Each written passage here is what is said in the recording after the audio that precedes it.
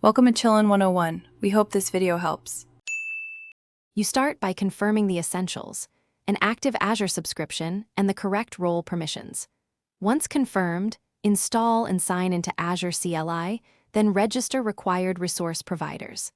Next, create a resource group in your target region and choose naming that maps to environments.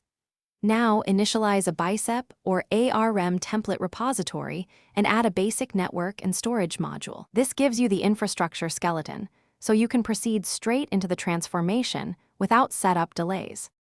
Once the skeleton exists, author modular templates, network, compute, and storage modules that you can reuse.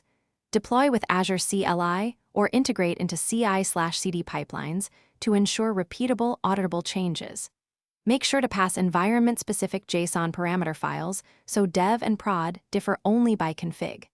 Configure network security groups, load balancing rules, and assign managed identities to resources for secure access. Also set resource locks and tags to enforce governance. As you expand the deployment across to complete the transformation, validate everything, run Azure policy and cost checks, then exercise endpoints and authentication flows with smoke tests. Once validated, enable monitoring and alerts with log analytics and application insights so you track performance and errors. For cutover, use staged deployments and slot swaps if applicable, and record the final state in your repository. If something breaks, check deployment history and template diffs to rollback, and use activity logs to pinpoint the failed resource for a quick.